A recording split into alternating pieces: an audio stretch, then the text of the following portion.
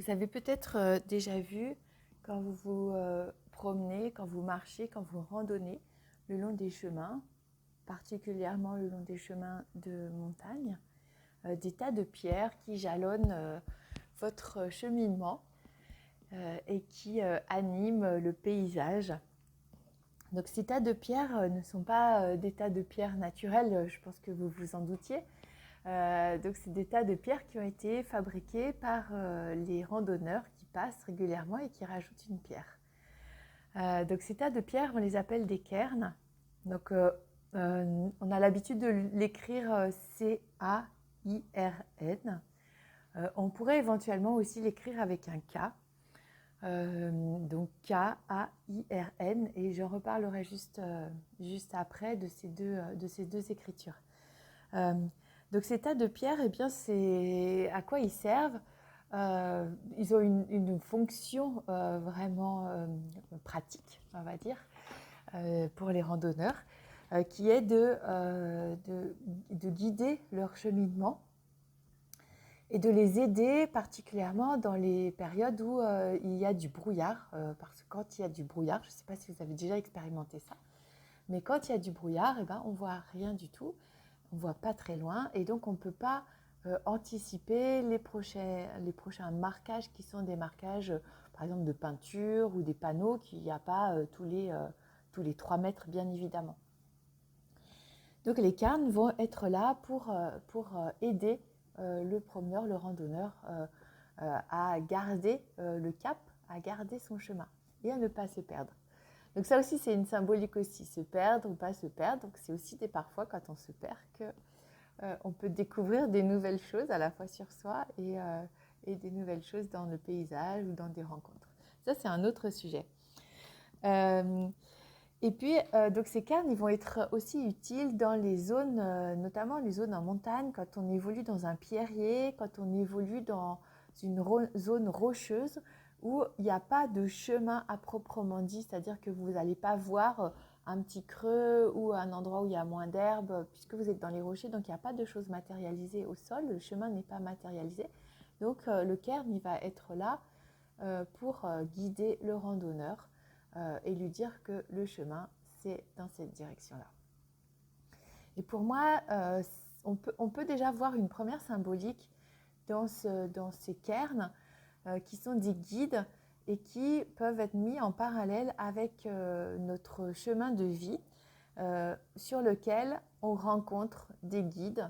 Donc des guides qui peuvent être des personnes, qui peuvent être des événements, qui peuvent être des lieux, qui peuvent être une lecture, enfin voilà, tout un tas d'événements qui vont, si on sait les lire, nous guider dans notre cheminement de vie, comme un cairn va nous guider sur notre cheminement de physique de randonneur. Et donc ces cairns, si on regarde dans l'histoire de l'humanité, eh bien, je pense, alors j'ai pas de certitude là-dessus, mais pour moi, je pense que c'est un peu les premières sculptures qui sont apparues dans l'histoire de l'humanité avec les menhirs. On peut faire un parallèle cairn-menhir, et qui avait à cette époque-là plusieurs fonctions qui étaient de marquer des espaces de cheminement aussi. Donc là, je parle plutôt des cairns, mais les menhirs, ils pouvaient aussi avoir ces fonctions-là. Donc dans un espace qui pouvait être à la fois un espace d'errance ou plutôt un espace de nomadisme des hommes préhistoriques. Donc pour marquer en fait leur territoire et pouvoir lire leur territoire plus facilement. C'est aussi une façon d'exister au monde et une façon de marquer sa présence au monde, qu'on va faire, qu'on va construire en posant des tas de cailloux les uns sur les autres ou en venant ériger une pierre qui normalement est une pierre qui est couchée au sol. Eh bien on va la redresser et on va l'ériger. Et donc on va marquer notre présence d'être debout et d'être pensant et d'être créateur aussi sur la terre. C'était aussi une façon de marquer des espaces sacrés. donc des lieux de culte, des lieux énergétiques qui avaient une résonance énergétique particulière, où les gens se rassemblaient à des moments de l'année pour célébrer des événements religieux, spirituels. C'était aussi les cairns, ça pouvait être aussi, cette façon de mettre des pierres les unes sur les autres, c'était aussi des sépultures. On pouvait aussi rajouter des pierres sur les sépultures, donc vraiment cette dimension spirituelle que a revêtu le cairn à cette époque-là. Et pour revenir un peu dans cette idée de relever une pierre, c'est une façon aussi de marquer la verticalité, c'est-à-dire on est sur le sol, sur la terre, donc là on est ancré dans l'horizontalité, on a l'horizon devant nous, et ériger une pierre, mettre des tas de cailloux ensemble, donc marque cette verticalité et fixe cette verticalité. Donc on évolue dans un espace qui est à la fois vertical et horizontal.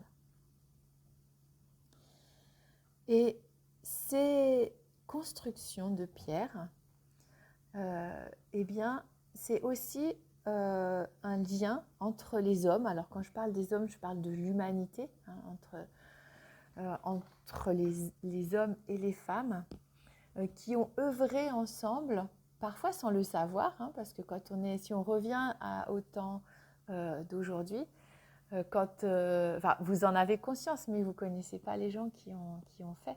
C'est-à-dire que vous allez, quand vous passez, il y a une espèce de tradition qui est que quand on passe à côté d'un cairn, on prend un caillou et on rajoute un caillou sur ce cairn. Donc on participe à une œuvre collective, on œuvre ensemble à la construction de ce cairn et on se relie à travers l'espace, à travers des personnes qu'on ne connaît pas, donc des personnes qui habitent peut-être excessivement loin de nous, par exemple des gens qui sont venus randonner, je pense notamment autour du Mont Blanc ou même des chemins de pèlerinage, où on va croiser des gens qui viennent de la terre entière et qui, dans un instant, se sont retrouvés dans cet espace qu'on pratique à ce moment-là. Donc on se relie à ces gens qui sont repartis ensuite chez eux. Et on se relie aussi au niveau de la temporalité parce que cette œuvre a été construite au fil peut-être d'une saison d'été ou peut-être de plusieurs années, de plusieurs dizaines d'années, peut-être de siècles également. Donc on se relie à travers l'espace et à travers le temps à l'humanité entière. Et si on regarde dans d'autres pays, donc ces cairns, en fait, on va les retrouver dans plein de pays différents. Et ils ont des traductions qui sont... on peut les traduire de différentes façons. Donc en allemand et dans les pays nordiques, le cairn peut être traduit par l'homme de pierre. Donc j'aime beaucoup cette traduction parce que pour moi, ça symbolise vraiment cette présence, la présence de l'homme sur la terre. J'y reviens juste après. Et puis, quand on regarde aussi, on le retrouve aussi dans la tradition inuite. Et donc, le cairn, c'est ce qui peut agir comme un homme. Donc, le mot, c'est Inukshuk. Je ne sais pas si je le prononce bien.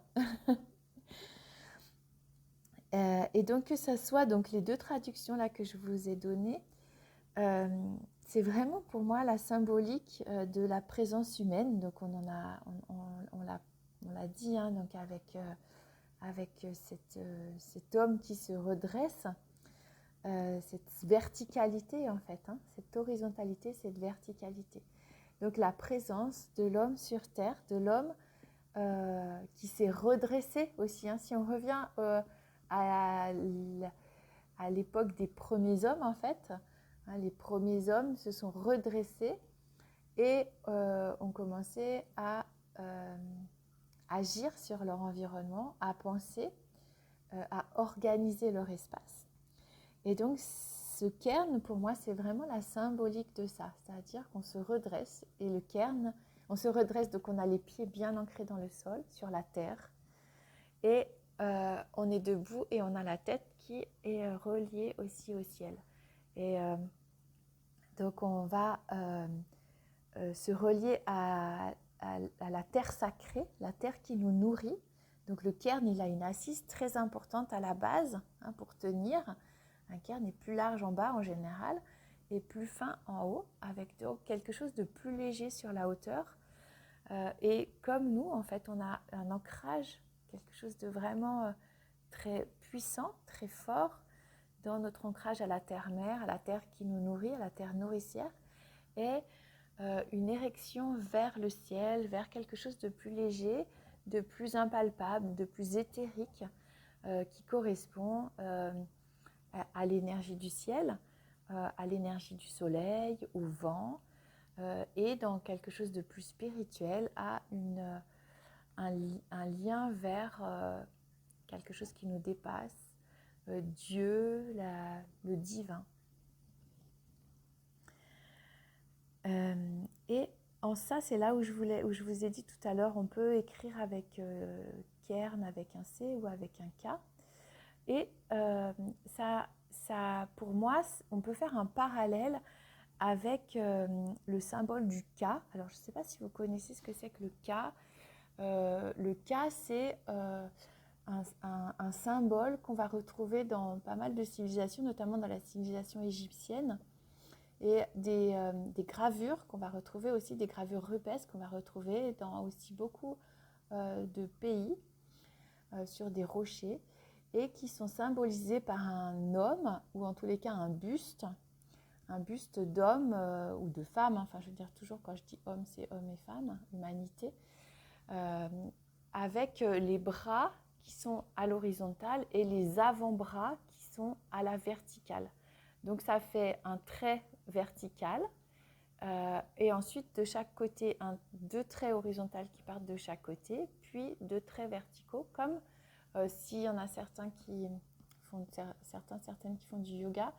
Dans la posture de la déesse, quand on prend la posture de la déesse avec les bras en cactus, on est exactement dans cette posture du K, donc avec l'homme qui est relié à la fois dans la terre et au ciel, avec les énergies verticales et les énergies horizontales qui se rencontrent au niveau du corps et on peut même dire au niveau du cœur également. Donc vous voyez, ce cairn, c'est vraiment quelque chose qui est très puissant, très vaste et un symbole vraiment très très très fort de l'humanité. Et on peut rajouter aussi à ça,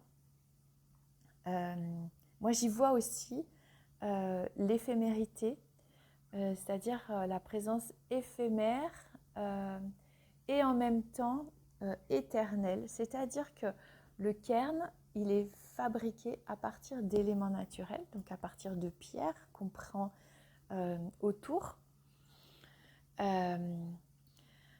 Donc en ça, il est éternel parce que cette pierre existera toujours, qu'elle soit au sol ou qu'elle soit érigée en cairn. Elle existera toujours, ou qu'elle soit érodée et qu'elle se réintègre dans une autre roche. Hein, si vous connaissez la géologie, on parle des roches métamorphiques. Donc elle va se transformer en une autre roche, mais elle existe toujours. Et en même temps, quelque chose qui est éphémère, parce que c'est un équilibre qui est éphémère, parce que peut-être une grosse chute de neige, un vent très fort va faire que ce tas de pierres va se casser, se déconstruire. Et donc pour moi, c'est aussi la symbolique à la fois de l'éphémérité et de l'éternité de notre présence sur Terre.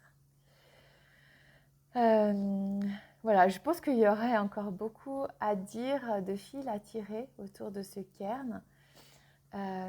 Et et ben, je vous invite la prochaine fois que vous allez marcher, que vous allez vous promener, que vous allez randonner, eh bien, à regarder avec un autre œil ces tas de pierres. Et ces tas de pierres qui, pour moi, sont aussi euh, quelque chose de très beau, hein, qui sont aussi le symbole de la beauté, euh, de la beauté aussi, à la fois de la nature et de la présence humaine. Ça, c'est aussi quelque chose où la nature et la présence humaine s'unissent dans cette beauté, dans cette construction, dans cette légèreté aussi, ou dans cet ancrage, parce que des fois on a des cairns qui sont vraiment très très très très lourds, gros, puissants, hein. Voilà, je vous invite donc à regarder tout ça avec l'œil de la symbolique.